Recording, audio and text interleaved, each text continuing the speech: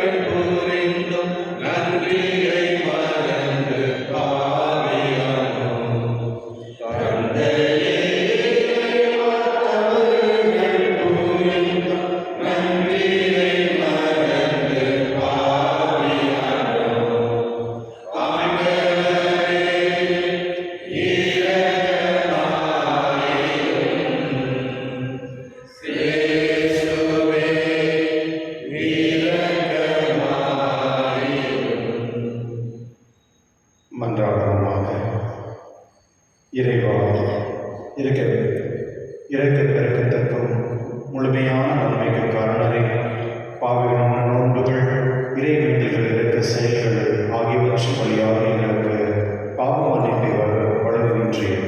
எங்களது தாழ்ச்சிமிக்க பாவ அறிக்கை கனிவுடன் கண்ணோக்கி மனச்சார்பினால் நொறுங்குண்ட எங்கள் உள்ளங்களையும் அந்த இறக்கத்தால் என்றும் உயர்த்த பெறுகிறாங்க.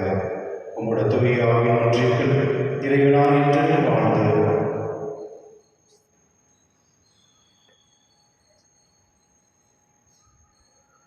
உம்முடைய தூய ஆவியின் ஒன்றியத்தில் இறைவனாக என்றென்று வாழ்ந்து ஆட்சி செய்கின்ற எங்கள் ஆண்டவரும் உன் திருமகன் இயேசு கிறிஸ்துவின் ஆவியை மன்றாடுகின்றோம். ஆமென்.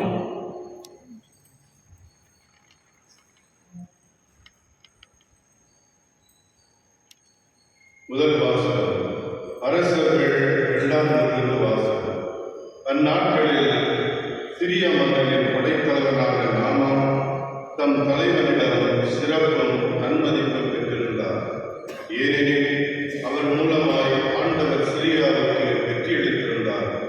அவர் வலிமைமிக்க வீரர், ஆனால் தொழுநோயாளர். சிரிய நாட்டினர் ஒருமுறை கொள்ளையடிக்கச் சென்ற பொழுது இஸ்ராயலை சார்ந்த ஒரு சிறுமியை கடத்தி கொண்டு வந்திருந்தனர். அவள் நாமானின் மனைவிக்கு பணிவிடை புரிந்து வந்தாள். அவள் தன் தலைவியை நோக்கி, என் தலைவர் சமாரியாவில் இருக்கும் இறைவாக்கினர் முன்னிலையில் சென்றாரெனில் அவர் இவரது தொழுநோயை குணமாக்குவார் என்றார். எனவே நாமான் தம் தலைவரிடம் சென்று, இஸ்ராயல் நாட்டை சார்ந்த சிறுமி இன்னின்னவாறு கூறுகின்றாள் என்று அவளுக்கு தெரிவித்தார். அப்பொழுது சிரிய மன்னர், சென்று வாரும், நான் இஸ்ராயல் அரசனுக்கு மடல் தருகிறேன் என்றார்.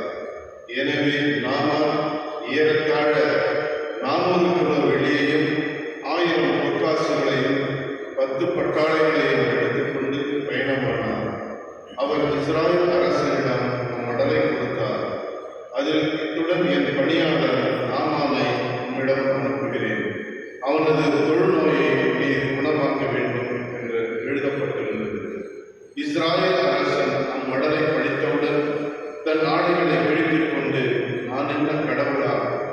உயிரை கொடுக்கவும் உயிரை எடுக்கவும் என்னால் இயலுமா?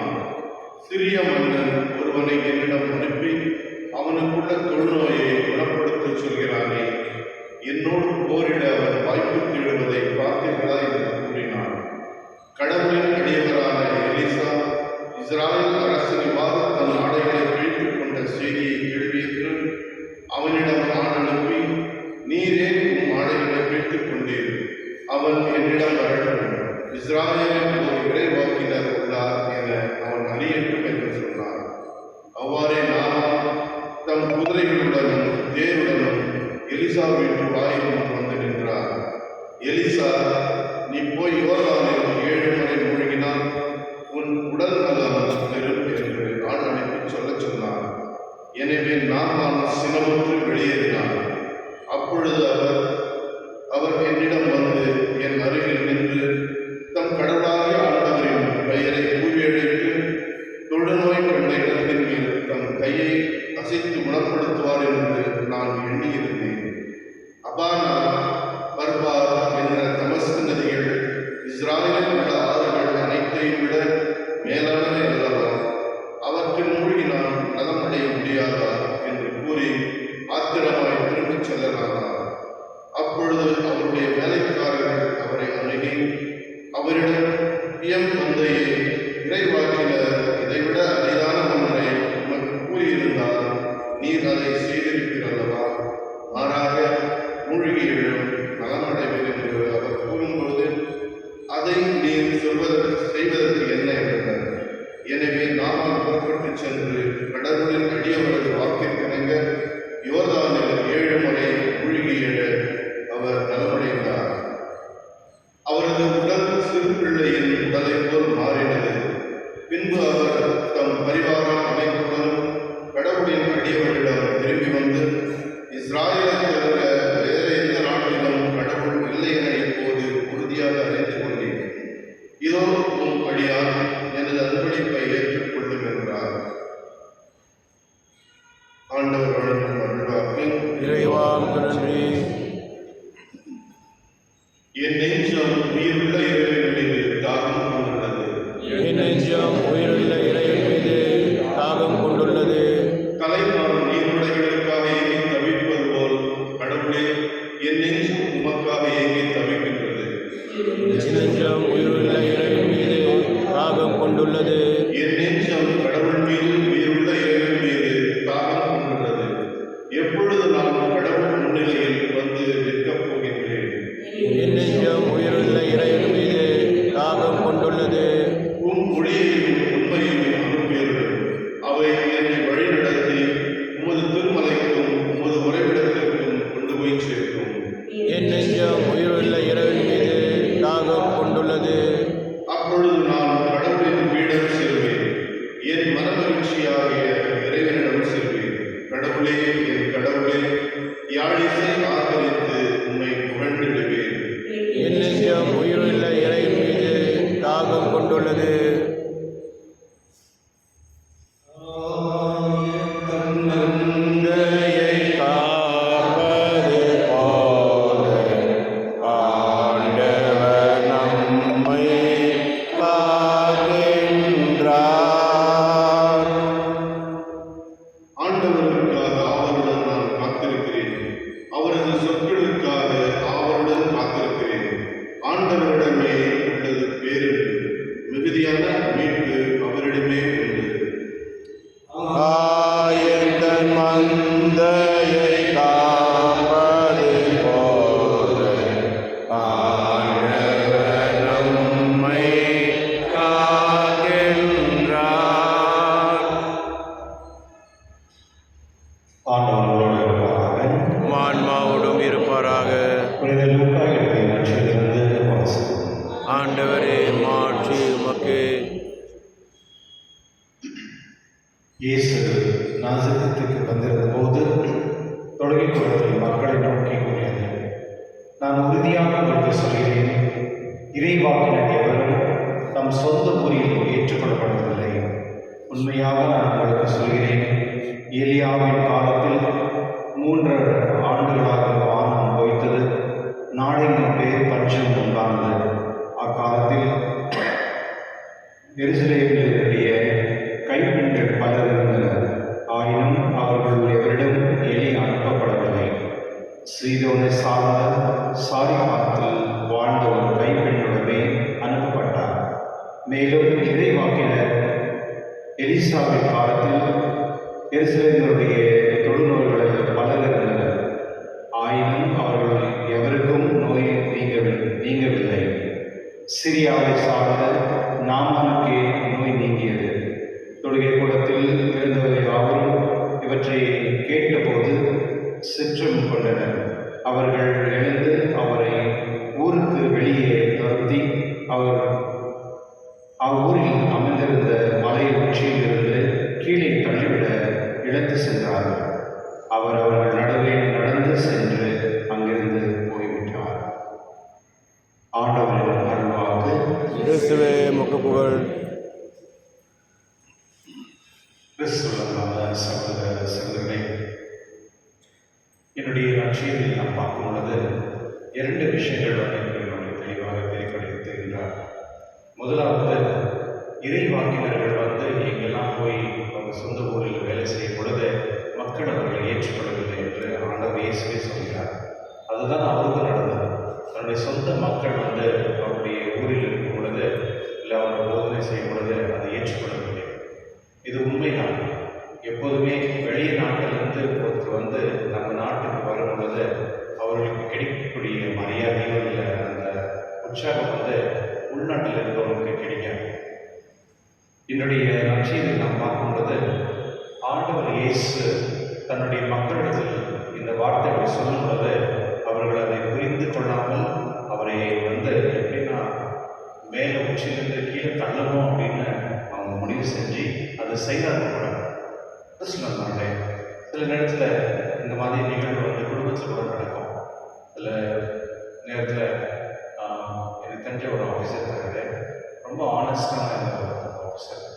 ஆனால் அவங்க ஆஃபீஸில் இருக்கவங்க எல்லாருமே கொஞ்சம் லஞ்சம்லாம் வாங்குவாங்க. அதனால அவருக்கு நிறைய பிரச்சனை. ஏன்னா அவங்க என்ன நினச்சிருந்தாங்க, அவர் என்ன போய் சொல்லிடுவாரோ இல்லை நம்மளை மாட்டி விட்டுருவாரோ, ஏன்னா அவர் எடுக்கிறதில்ல. அதனால் அவங்க ரொம்ப தொல்லை கொடுத்துட்டு அவங்க எப்படின்னா ட்ரான்ஸ்ஃபர் வாங்கி கொடுக்கணும்னு ரொம்ப முயற்சிலாம் பண்ணிருந்தாங்க. இந்த மாதிரி நம்ம சில நேரத்தில் பார்ப்போம். நேர்மையான இருப்பவர்களுக்கு இதில் நிறைய கஷ்டங்கள் வரும். ஏன்னா மற்றவங்க நேர்மையை இல்லாததுனால. என்னுடைய மத வாசகத்தில் நான் பார்க்கும்போது ஒரு சிறு பொண்ணு, அந்த பொண்ணை கடத்திட்டு போயிட்டு வேறு நாட்டில் வைக்கும் பொழுது அந்த சிறு பொண்ணு மூலியமாக கடவுள் ஒரு நற்செய்தி அந்த நாட்டில் இருக்க ஒரு பெரிய ஒரு ஆர்மி ஆஃபீஸருக்கு சொல்கிறான். ஏனெனில் இஸ்ராயலில் நீங்கள் போனீங்கன்னா இறைவாக்கினர் இருப்பாங்க, அவங்ககிட்ட நீங்கள் போக உங்களுக்கு குணமாகும் அப்படின்னு சொல்லி. கிறிஸ்துவர்களே, இன்றைக்கி நிறைய பேர் மற்ற இனத்தினர்களெல்லாம் வேளாங்கண்ணிக்கெல்லாம் போகிறாங்க. அங்கே போகும்பொழுது அவங்க அறிக்கையிடுவாங்க, அதாவது ஜபம் பண்ணுவாங்க, அறிக்கையிடுவாங்க, அந்த தண்ணியில்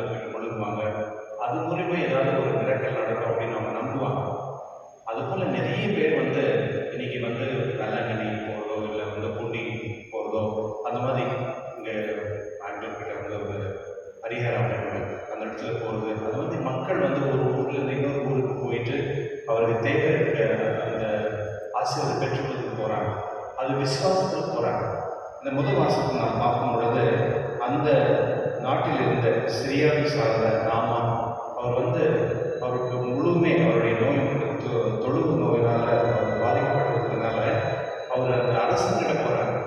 அரசன் பயந்துடுறாரு, ஏன்னா இது என்கிட்ட அமைச்சிருக்காங்களே, ஒருவேளை இந்த வாருக்காக இந்த மாதிரி பிளான் பண்ணுறாங்க அப்படின்னு. கடைசியில் அந்த இறைபக்தன் சொல்கிறாங்க அவங்க என்கிட்ட அவங்க அப்படின்னு.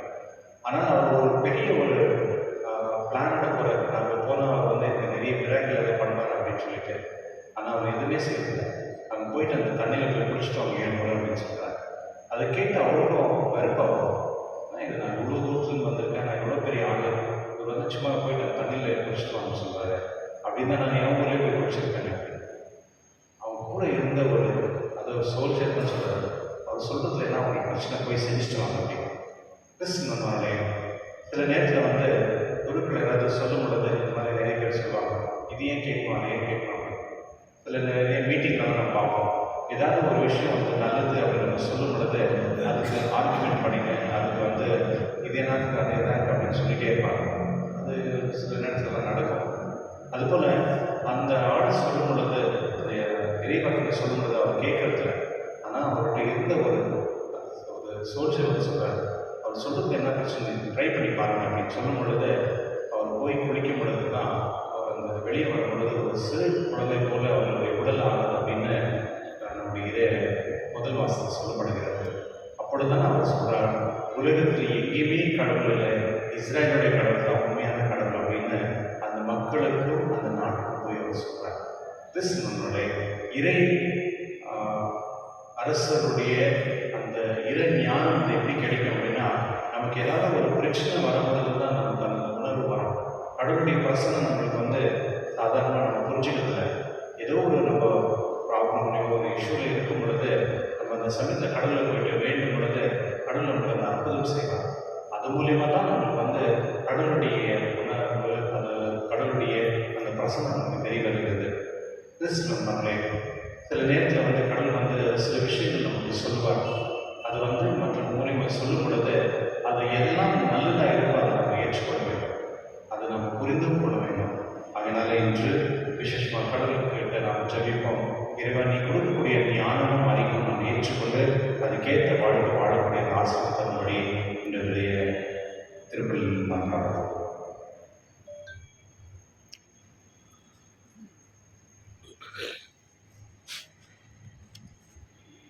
இறைவா படைக்கின்றேன், இறைவா என்னையே தருகின்றேன், கேட்டு மகிழவா. இறைவா படைக்கின்றேன்,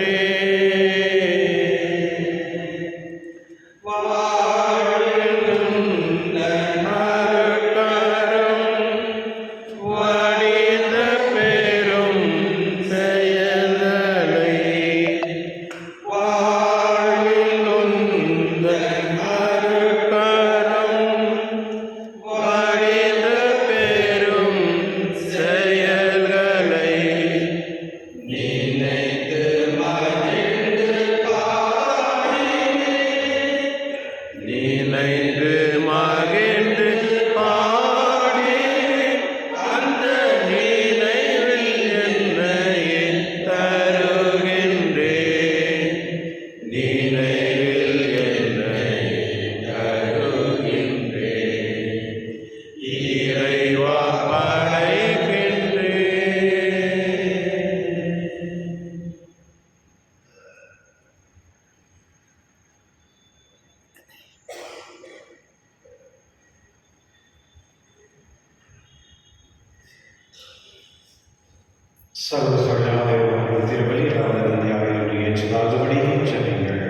ஆண்டவர் தமது பெயரின் புகழ்ச்சிக்காகவும் மாட்சிக்காகவும் நமது நன்மைக்காகவும் புனித திராவை அனைத்து நலனுக்காகவும் உமது கையிலிருந்து வெளியேற்றுக் கொள்வாராக. ஆண்டவரே, இப்பலிகளால் மனநிறைவடைந்து எங்களுக்கு அருள் புரிவீராக. எங்கள் குற்றங்களிலிருந்து எங்களை மன்னிக்க வேண்டும் என்று நாங்கள் பிறருடைய குற்றங்களை மன்னிக்க முயலுமாக எங்கள் ஆண்டவர் இயேசு கிறிஸ்து வழியாக உம்மை மன்றாடுகின்றோம். ஆமென். ஆண்டவரோடு இருப்பாராக. ஆன்மாவோடும் இருப்பாராக. இதயங்களை மேலே எழுப்புங்கள். ஆண்டவரிடம் எழுப்பியுள்ளோம். நம் இறைவனாகிய ஆண்டவருக்கு நன்றி கூறுவோம். அதுவே தகுதியும் நீதியுமானது. ஆண்டவரே, தூய்மையான தந்தை என்றும் உள்ள எல்லாம் உள்ள இறைவா, எங்கள் ஆண்டவராக இயேசு வழியாக என்னால் நடத்தி நாம் உமக்கு நன்றி செலுத்துவது மெய்யாகவே தகுதியும் நீதியுமாகும், எங்கள் கடமையும் மீட்புக்குரிய செயலுமாகும். கிறிஸ்து தமது சார்பை சீடர்களுக்கு முன்னறிவித்து புனித மலையில் தமது பேரொழியை வெளிப்படுத்தினார். அதனால் சட்டம் நிறைவாக்கும் சான்று பகிர்ந்தவரும் தாம் பாடுகள் வழியாகவே உயிர்ப்பின் மாட்சிக்கு தாம் வந்து சேர வேண்டும் என்பதை அவர் விளங்க செய்தார். ஆகவே ஆற்றல் மிகுந்த விண்ணரோடு சேர்ந்த நாங்களும் மண்ணுலகில் இடையராக உமது மாட்சிமை கொண்டாடி முடிவின்றி அறிவித்து சொல்வதாவது: தூயவர் தூயவர் தூயவர், வான் படைகளின் கடவுளாம் ஆண்டவர். விண்ணகமும் மண்ணகமும் உமது மாட்சியால் நிறைந்துள்ளன. உன்னதங்களிலே ஓசானா. ஆண்டவர் பெயரால் வருகின்றவர் ஆசீர் பெற்றவர். உன்னதங்களிலே ஓசானா.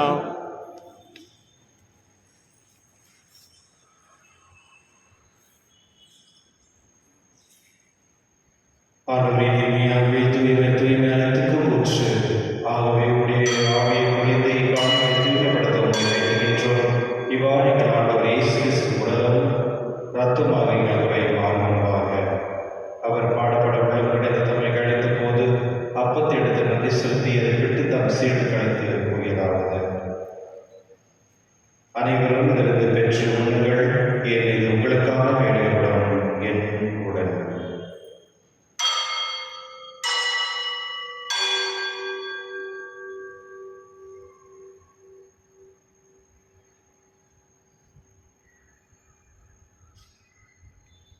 அவனமே அவருடைய பெண் கிண்ணத்தை எடுத்து மீண்டும் உமக்கு நன்றி கூறி தம் சீரில் கடத்தவர் கூறியதாவது: அனைவரும் இதிலிருந்து பெற்று பலர்கள், இது புதிய நிலையான உடன்படிக்கைக்கு உரிய ரத்தத்தின் கிண்ணம். இது பாவ மன்னிப்புக்கென்று உங்களுக்காக பலருக்காகவும் சிந்தப்படும். இதை நினைவாக செய்யும்.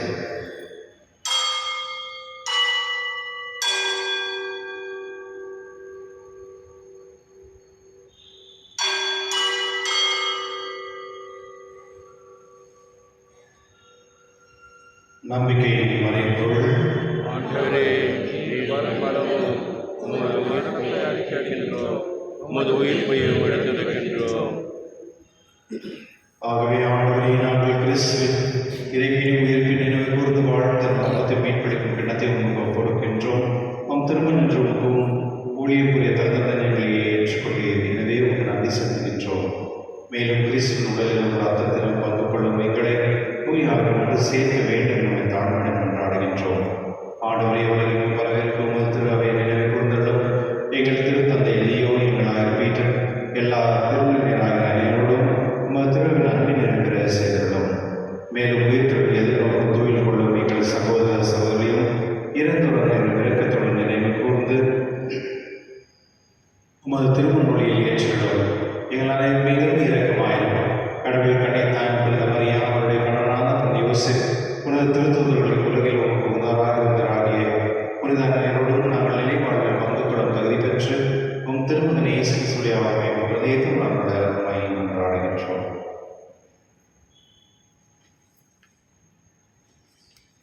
இவர் வழியாக இவரோடு இவரில் எல்லாம் வல்ல இறைவனாகிய தந்தையே, தூயாவின் ஒன்றிப்பில் எல்லா புகழும் ஆட்சியும் என்றென்றும் உமக்கு உரியதே. ஆமென்.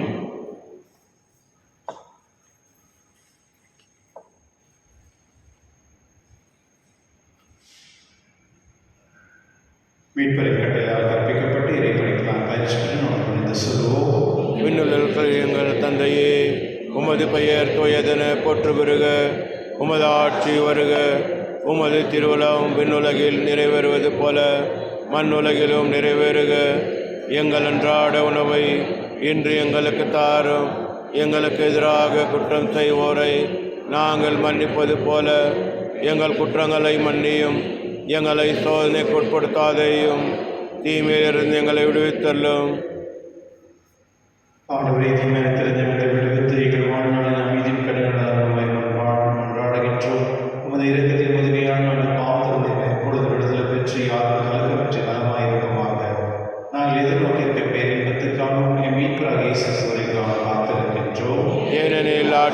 வல்லமையும் ஆட்சியும் என்றென்றும் உமது.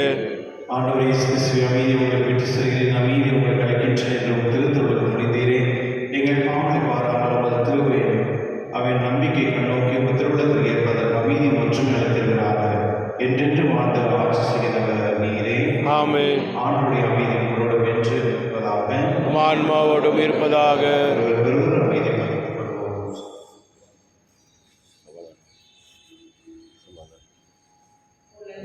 பாவம் போக்கும் இருளின் செம்மறியே எம்மேல் இரக்கமையும். உலகின் பாவம் போக்கும் இருளின் செம்மறியே எம்மேல் இரக்கமையும்.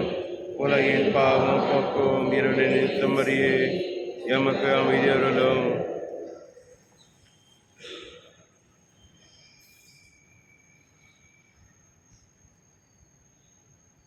இதோ இறைவன் செம்மறி, இது உலகின் பாவனை போக்குபவர், செல்ல என்பது கிடைக்க பெற்ற ஒரு பெயரை பெற்றோம். என் ஆண்டவரே, நீர் எழுந்திருந்தருள நான் தகுதியற்றவன். ஆனால் ஒரு வார்த்தை மட்டும் சொல்லி அருளும், எனது ஆன்மா நலமுடையும்.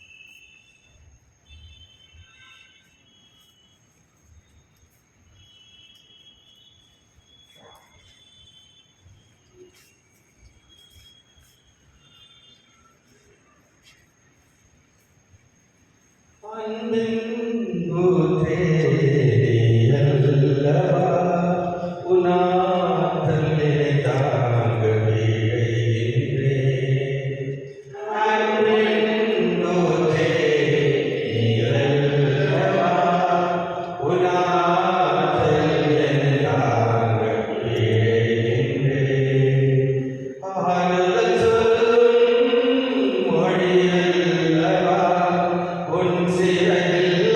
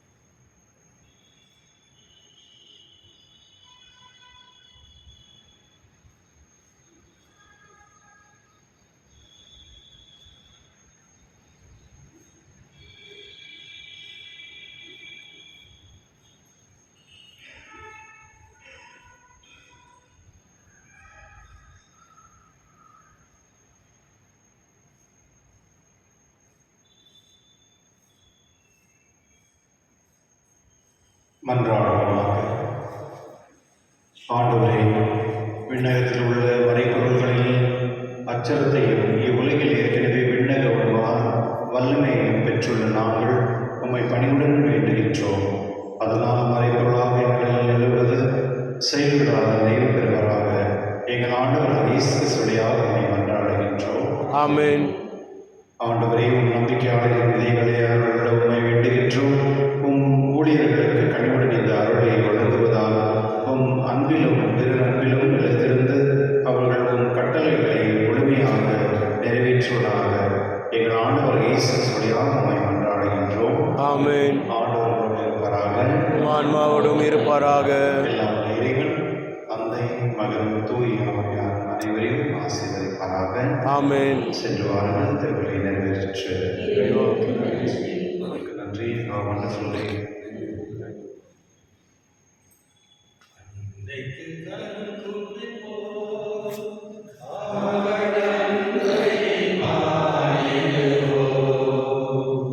அவர் அன்பை பாடிடுவோம். அன்னைக்கு கரம் குவிப்போம். அவர் அன்பை பாடிடுவோம். அவர் அன்பை பாடிடுவோம்.